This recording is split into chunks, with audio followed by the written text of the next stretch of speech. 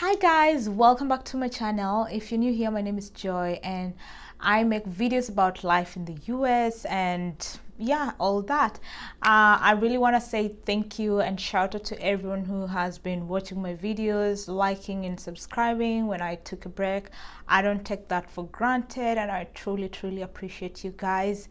So since you guys really enjoy videos about life in the US and all that, I'm going to be in this video I'm going to be talking about 10 weird things or 10 things I find weird in the US. I have my stuff down here in my notes, so I don't leave anything out. Otherwise, I hope you guys are doing well. I hope life is treating you kind. As you can see, life is really treating me kind over here.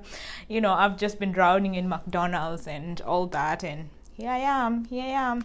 It shows, guys, it shows. Anyways, I will jump straight into this video. If you are watching this video and you haven't subscribed, please go ahead and hit the subscribe button. And if you're watching this video, even if you don't watch to the end, but I would like to urge you to watch it to the end, please be sure to like the video if you like it. And yeah, so let's jump straight into the video.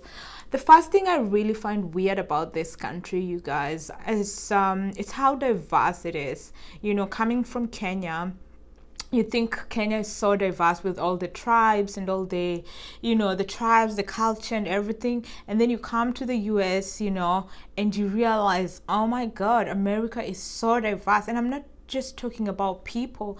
I'm talking about the cultures, the difference from one state to another. It's just impeccable. And, you know, apart from just the diversity in culture, because here it's like a melting pot. You know, you walk across the street, you meet an Indian, you meet a Spanish person, you meet a Chinese, you meet a fellow African. It's incredible. To me, I find that diversity is something that is it's so weird and it's beautiful at the same time. But to me, it's just so weird that, you know, it's like a small world in here. Like it's like we have the whole world, but within America you have the whole world, if that makes sense.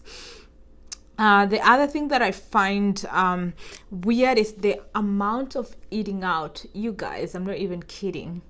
The moment the clock hits like 5 p.m., the amount of cars you see going to restaurants is really weird to me. Like, I know we eat out in Kenya a lot and maybe from the country you are, but in the US it's crazy. And I believe that's why they have so many restaurants here. You know, when I was living in Rhode Island, at around between 5 and 7 p.m., if you went to a restaurant, they were all maxed out. Like, I'm not kidding, like restaurants are full because of how much people eat out. And that's something I find very weird. This one really shocked me, you guys, and I know I may get a hit out of it, but believe me, guys, growing up in the village, there's just that kind of mentality, like America is a small palace or something. And getting here, I know I'm getting to it, but getting here, this one really was so weird to me. Don't judge me, just listen to my story. Just know all the stereotypes we get growing up in a village and what the belief system is created in our minds about what America is. Then coming here and getting flies, I know that's a little bit weird. Yes, there are flies in America, I know, but when I grew up, we were told like America is so clean that you cannot see flies. We don't have dust. I know I'm not the only one on this. You can't tell me I'm the only one who was meant to believe such things. And then you get here and you're sitting in a restaurant and you have to a fly or something. You know, that to me is weird that there are flies in America. You know, I don't know, say what you say, but it's weird. The other thing that I found really weird, considering America is a very progressive country, to me it is so weird that women don't get maternity leave. That one I struggle with. That one I really struggle with, and I found it so weird. Like, in a first world country that is so progressive, women still, you know, don't get maternity leaves. I don't know if specific companies give out issue maternity leave, but from what I know, like in America, it's not like in Kenya where there's a rule like once you give birth you have 90 days of maternity leave, and men get 14 days of paternity leave. You know, I find it so strange that women are expected to give birth and continue with life. In Kenya, it's actually paid maternity leave, you know. So to me, that was pretty weird and still strange. The other thing that I find weird is the food portions. You guys, you go to a restaurant and you order food, it's like, I'm already fat. Are you trying to make me any fatter than this? You know, like if it's fries, it's just like a lot. Like the portions here are humongous. They're like, what is that restaurant? Kilimanjaro style. The portions are Kilimanjaro style. If you're from Kenya or you visited Kenya and you haven't visited Kilimanjaro, you're missing out on the portion side. So the portions are humongous. The other thing that I find really weird is the school system. I went to college here, so I can only speak of it. I find the school system easy and difficult at the same time.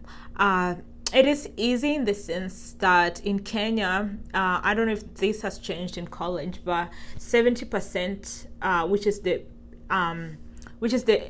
final exam, accounts to your grade, and then you have 2 quizzes or 2 cards or 2 essays, term papers that account for 30%.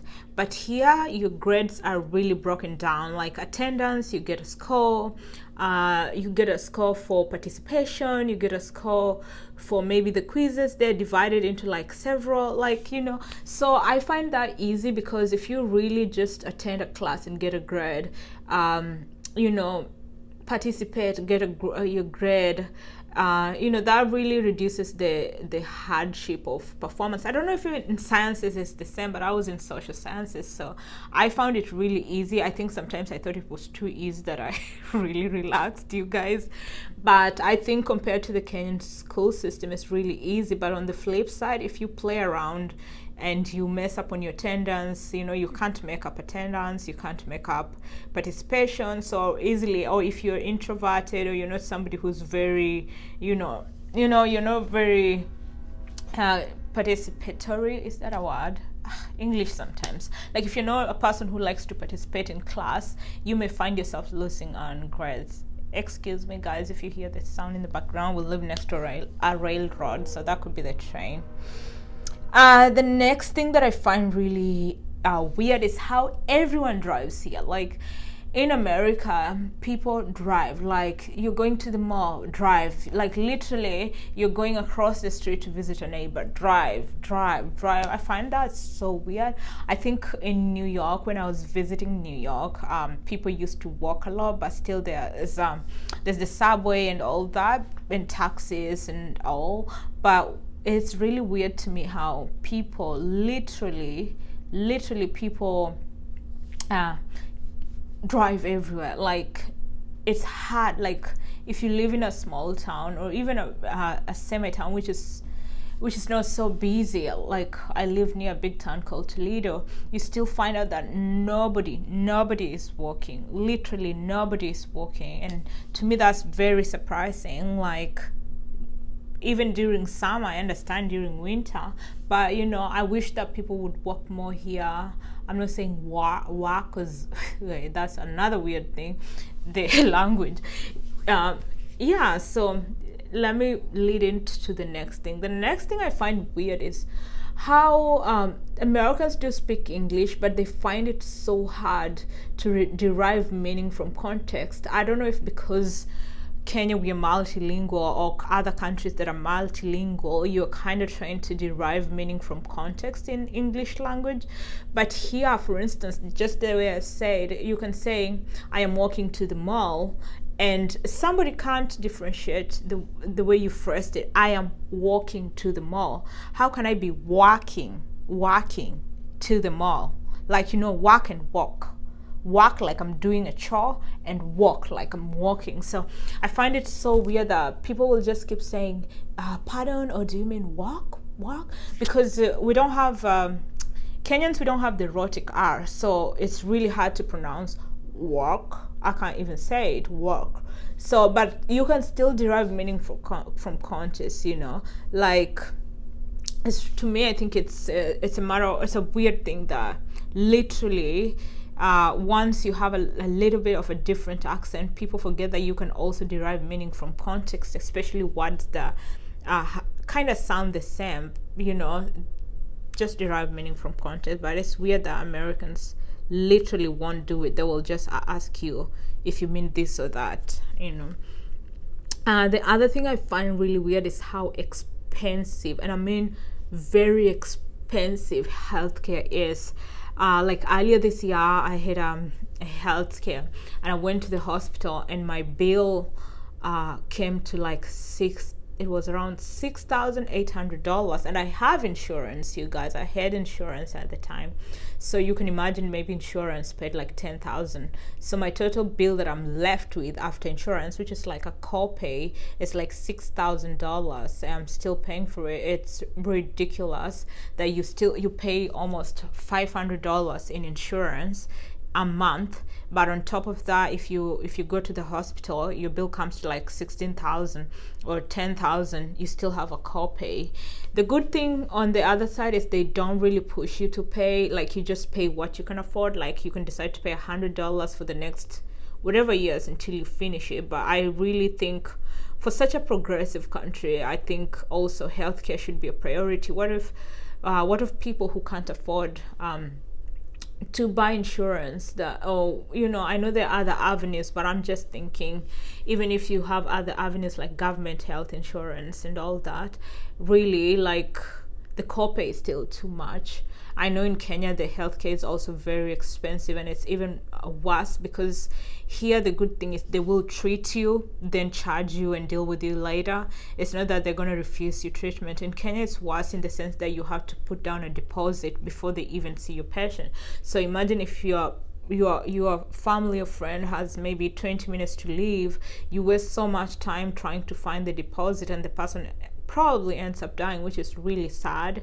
But here, if you go to the emergency room, they are required kind of by law to look at you before they even think about the finances. So that's the flip side to it, that you're still going to get treatment, but you're going to be left with a huge debt.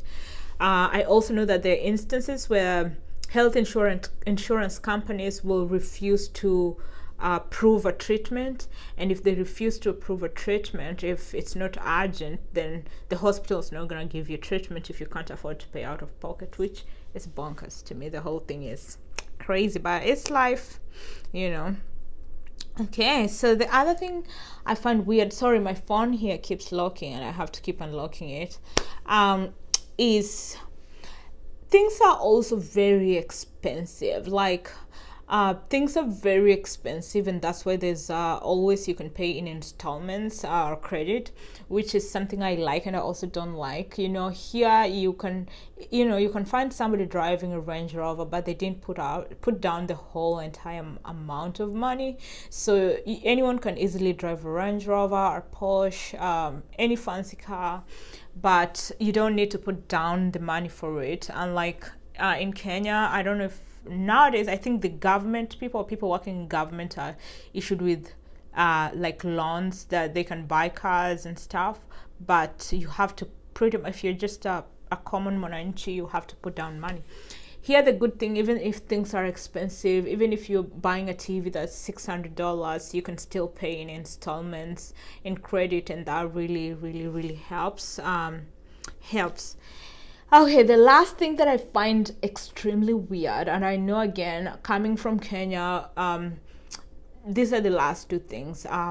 Coming from Kenya, there was that stereotype as a kid and growing into adulthood, and if you've never left America, you're meant to believe that there are no poor people, there are no beggars. So for me, coming to America, really, I know I was educated and all that, but I had that mentality, like, America has so many opportunities, how can they have beggars or poor people? And part of it also, remember when I was coming to the US, that was in 2014, everything, there was YouTube and all that, but it wasn't as big as it is now. Like, the social media game has really changed over the past years, that now we know everything. But when I was coming here, I had that mindset. Remember, you guys, I grew up in the village until 12th grade, went to KU for 3 years, and then boom, I was on a plane to America. So coming here as 20-year-old was really, really, really, really just fresh out of the boat, and very oblivious to certain realities, until I saw a beggar, and I was like, oh my god, there are beggars in America. And here they hold like a cardboard in the street, and they're like, you know, spare some change, spare some change.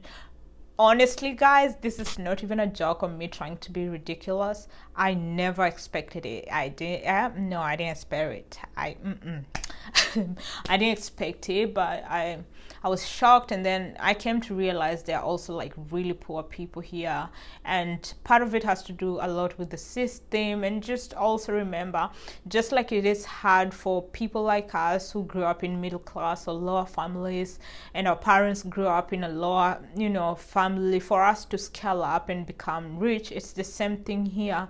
If you grow up in a poor background where maybe emphasis on education is not put on you, and you don't have role models, it's very hard for you to break that barrier and become successful. So it's the same thing for, I think, most people who are living below like poverty lines here. I think most of them is just a cycle, and it's very hard to break. I think even harder to break here than it is in Kenya.